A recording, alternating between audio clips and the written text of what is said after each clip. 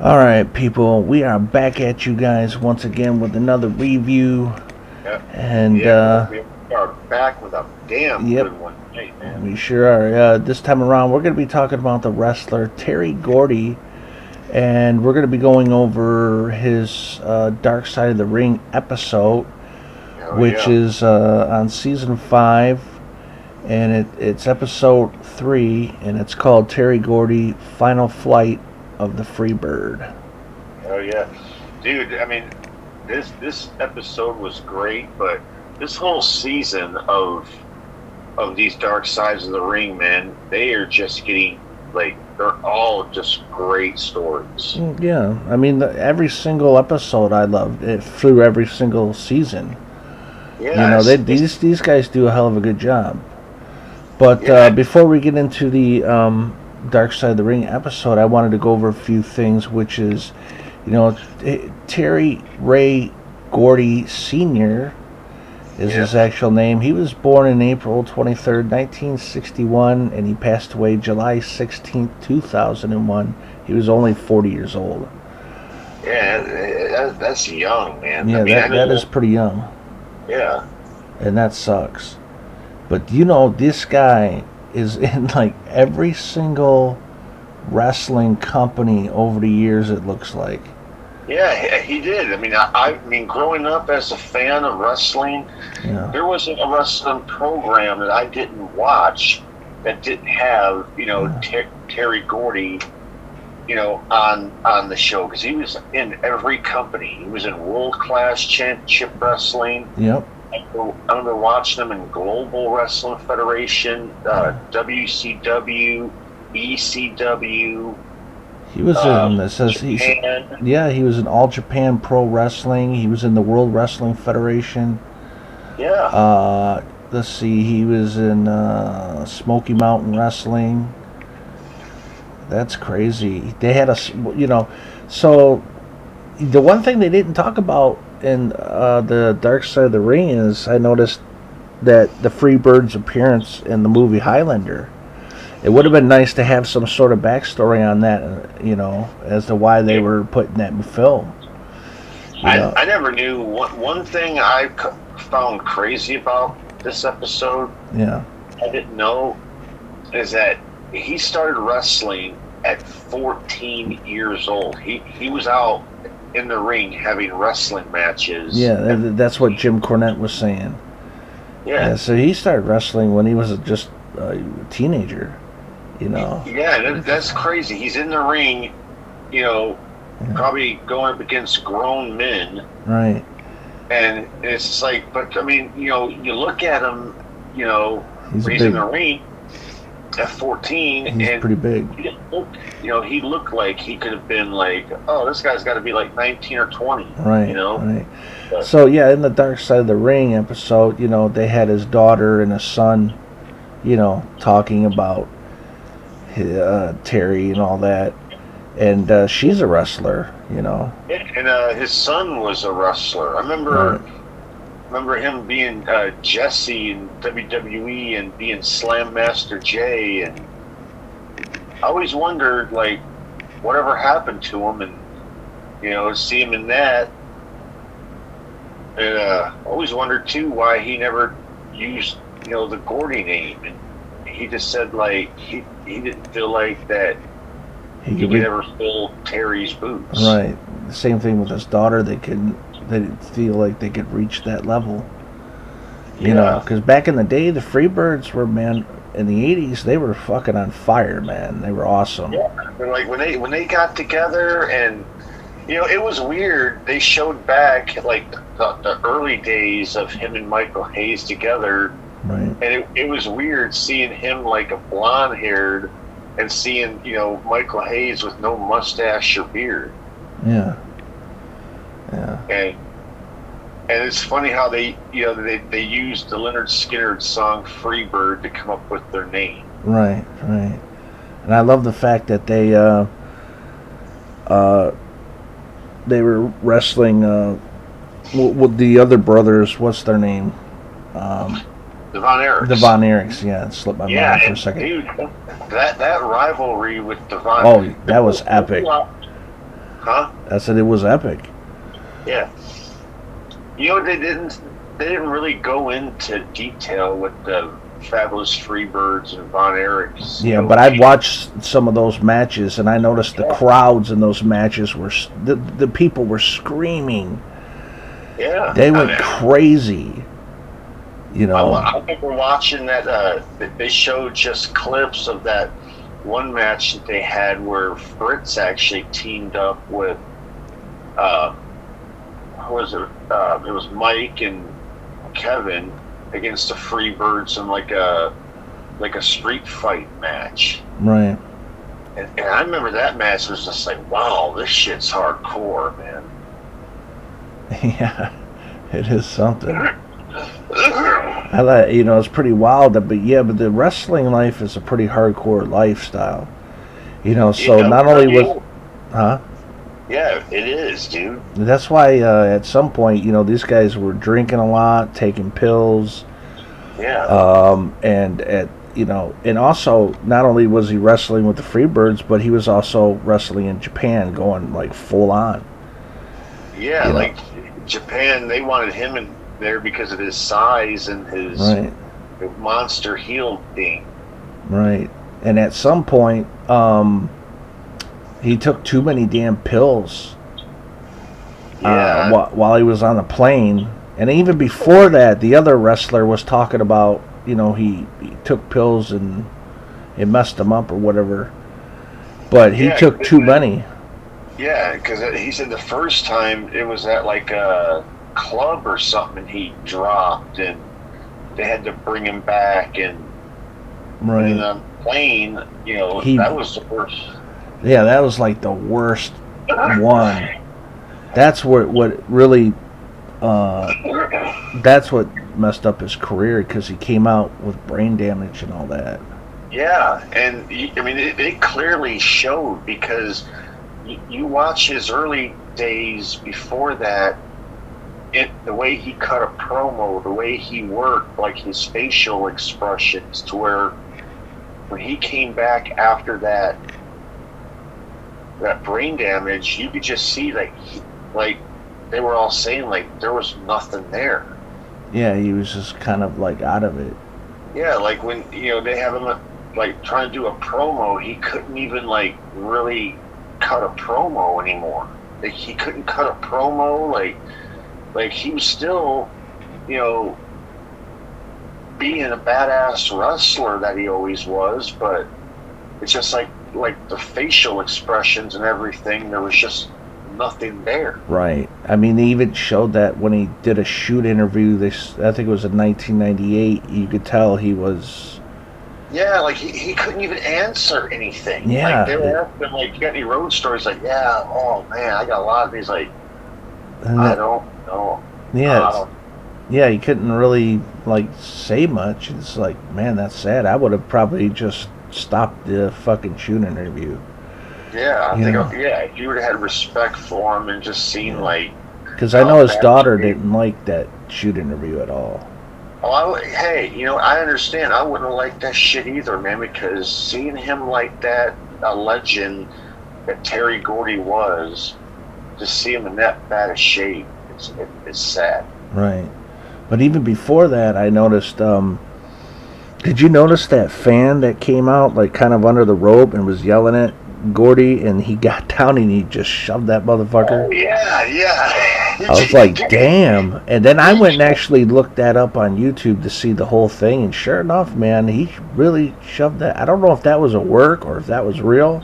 No, but he shoved that guy, and that guy went flying. Yeah, that guy was gone. I was like, man, you do not want to mess around with certain people.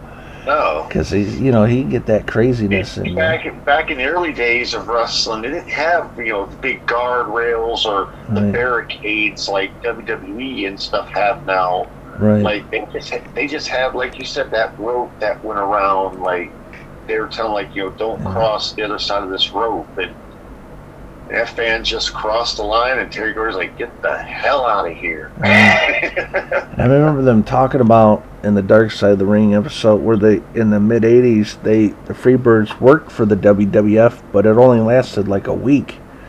Yeah, because they explained that they went to a meeting with Vince and They were they hung were all over. like hungover and Right. extremely tired Right. and so what Terry, I think they said passed out during the meeting. Yeah. Yeah. And And according to Wikipedia here, it says the Freebird spent a brief time in the WWF in 1984, but were fired after missing a show and showing up late and drunk. dude, you want to know something? What's funny? I heard years ago, and they didn't show this on Dark Side of the Ring though, but they did a interview with Michael Hayes, and he said that back in their days that they would go to their room and get they go get to the store and get like a half gallon of like Jack, Yeah. and they'd get like a 20-ounce bottle of Coke for like a chaser. Damn. And they said by the end of the night, most of that half gallon would be gone, and they'd still have about a half of a 20-ounce left. They can party, dude. Dude, if you can drink that much, like, Well, he does. Like I said, the wrestling life is pretty hardcore. yeah. And plus, he was also before I forget, he was like 300 something pounds, but he had to lose weight because he had knee problems. Simmons diet. Yeah, they had to put him on the what's his name, Richard Simmons. Yeah. Yeah. And he's down to like they said like 260 or something like that. And he started to be able to move a lot better in the ring and all that. They were even talking about, I don't remember the name of the match, but it was a Japanese match that happened in June. In Misawa. Oh yeah, June 1st of '91, which I haven't watched yet, but I need to check that out. Yeah, I've seen clips of the match, and it looked like it was a pretty badass match. Like, and his daughter said like she'd have to put that in the top 5. Not his daughter, his son. Oh, his son. Okay. His son said that. That was the best top 5 matches of all time. Right. And so yeah, I definitely need to check that out. Yeah. But yeah, I'm sure it was pretty bad. Oh, and also, Mick Foley was he had a hardcore match with Mick Foley after his whole incident. That was after the shit. And he even said that like his punch. The one thing that he always liked about Terry was the way that Terry could throw a punch. Right. And he said in Japan he noticed that he wasn't throwing his punches like that anymore. Yeah, he told them to bring it. You're gonna have to really lay them in. Yeah, and he brought it all right. Yeah. So they had a hardcore match. Yeah. But yeah, that was after his whole, taking too many pills incident on the plane, I believe. And even after they showed him, even like after down the line, he was sitting next to a lady. He's like, "Got any extras?" Oh yeah. So he was taking anything, Yeah. But yeah. How about when they brought him back to the WWF as the Executioner? Everybody was just like, "Why bring him in like this?" And then they all realized like that it's out of respect for Terry that they put a hood on him and. Right. So, And yeah, he was, let's see, World Federation in '84, Universal Wrestling Federation in '86. Yeah, great. There was a return to the World Wrestling Federation. It was only from, it says, '96 to '97. Yeah, because it was basically. If my memory remembers right, he came in. I remember when they debuted him as the Executioner. There was a Buried Alive match with the Undertaker and Mankind. Yeah. And he stuck around, I think, till like the beginning of '97, where they had a match and Undertaker beat him and. Basically, that was like the last you saw him. Yeah, it says here, Gordy had a brief run in the WWF as the Executioner gimmick, where he teamed up with Mankind, and he feuded with Undertaker, Yeah. which is pretty cool. But yeah, he wasn't there but a year. Yeah. It I says like, the Undertaker defeated the Executioner in Armageddon Rules match, and then Gordy left the promotion in January of '97. yeah. But he that sucked, man, because I would have loved if he wouldn't have gotten, had that brain damage, and that if he could have came back, I would have loved to see, the Terry Gordy of old in the WWF. Right. Like, it could have been so much more cooler like that, but Oh, that's interesting. So it's saying here that after leaving the WWF in Japan, Gordy worked in the independent circuit, and it says in '98, Gordy teamed up with Dan Severn. That's interesting. The UFC guy, in a losing effort. It says to Doug Gilbert and Dutch Mantell. Gordy says Gordy would reunite with Hayes as he fought somebody named Glenn Kolka and J.R. Smith to a no contest Power Pro Wrestling in '99. It says he worked his last match returning to IWA Japan in 2001. Yeah. I tell you what, dude, that's what hit me in Dark Side of the Ring. Him and his dad were supposed to work a tag match. Right. And he said he couldn't work the match, and basically that next days they said that's when he died. Right. And just speaking of his death, it says Gordy was found dead by his girlfriend. Yeah. In July of 2001 after suffering a heart attack caused by a blood clot. He was 40 years old. Yeah. That's crazy, man. That part where his nephew said that he called his son and told him, get on your knees and pray right now, like, because your dad's on the mountain, he's not breathing. Yeah. And I was like, dude, that would be the worst phone call you could ever get. Yeah. It's not good. But yeah, he was pretty young. I mean, damn. Yeah. You know what they didn't show on Dark Side of the Ring, and I don't know if you've ever seen it. Michael Hayes in WWE years ago did actually like a tribute video to Terry Gordy. Yeah. And it was like a song that he sang, and he was like by Terry Gordy's gravesite, and they're just showing like all the stuff while he was singing, and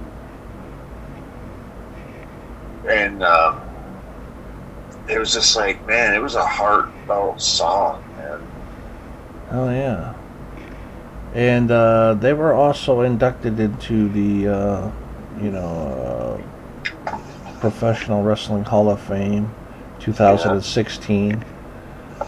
Yeah. They were even put in the WWE Hall of Fame. Yeah.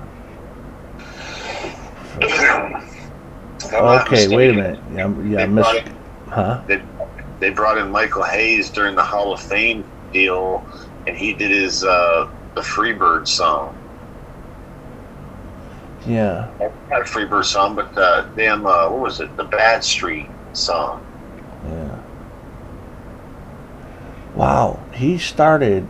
That's crazy. Earlier, 1974. Yeah. He said he started wrestling at the age of 13.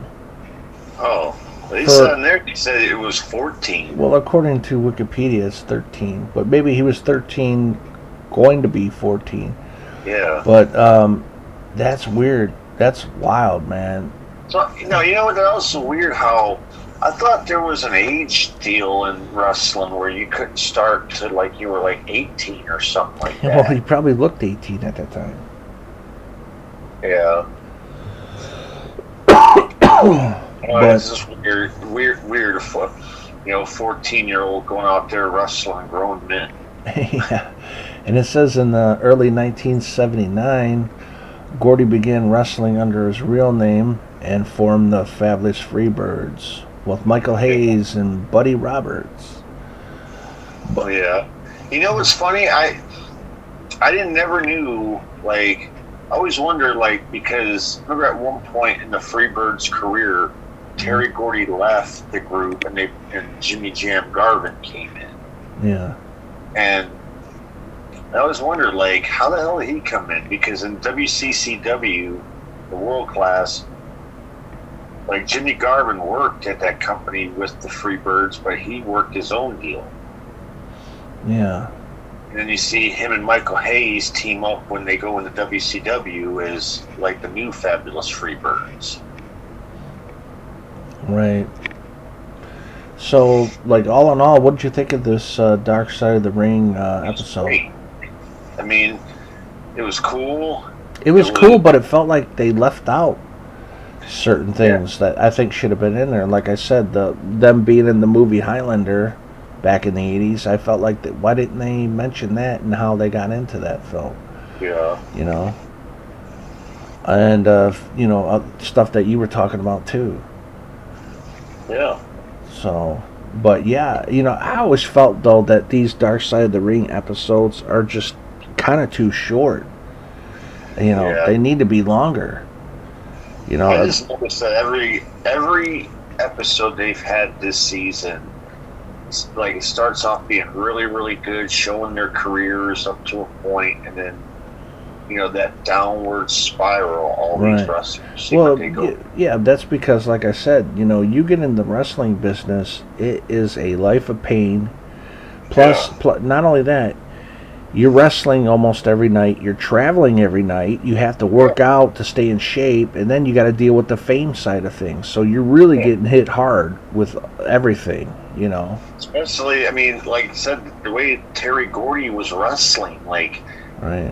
When he worked in Japan, they said he wouldn't take breaks. Like, it just kept going. When he had time off in Japan, he would fly back home and go to like WCW or something and work with Hayes and Garvin as the Fabulous Freebirds. Okay, yeah, that's a lot. I mean, certain wrestlers can do that, and I would say it's a lot. They get burnt out, man. Yeah, and we feel sad for his kids too, because him being on the road and just working all the time, right. It takes a toll on the whole family. Oh, that too. That's another thing. That's the thing. I'd be honest. I don't think I would hate the traveling. Yeah. I'm not big on traveling, so that would probably just piss me off. No. If I was a wrestler. Especially if you're traveling, knowing you got a wife and kids at home, right. and then you're just traveling from state to state every fucking day. It's like, oh man. So, and back in the old days, like, you didn't really have a lot of days off like wrestlers have now. Right. Like back then, you were grinding it, man. They'd work all week and work like twice on Saturday, twice on Sunday. Right. It was a pretty hardcore lifestyle, Yeah. I mean, as big a fan that I was back in the days, in my younger days, like, I wanted to be a wrestler, but once I learned, like, really what it takes to be a wrestler, like... It's like, no way. And if I mean, going out there and wrestling, that's the cool aspect of it, but when you learn, like, all the backstage shit, all the, just wrestling a match, going out, getting in the car, driving 400 miles, getting 3 hours of sleep. Right, having to take pills to wake up, pills to go to sleep, like Roddy Piper said. You know. Jim Roberts said that. Beyond the Mat, he was like Oh, did he? Oh, that's right. You had to take pills to go to sleep. You had to take pills to wake up. You had to take cocaine to go out there and work a match. Right. You had to drink, you know. I'm surprised, like Jake and some of these other motherfuckers are still, you know, alive because of all they put themselves through. It's like, wow. Yeah. You know, you have to be a real tough son of a bitch, you know. Like, I know back in the day, dude, we used to drink sometimes, but I know we could drink like those guys. No, they're just extremely hardcore. But I think that's all we got to say about this Dark Side of the Ring episode on Terry Gordy. Yeah. Unless if you have any. All I could say is I can't wait for the next one. Like, oh yeah, all these episodes so far have been great. I can't wait to see.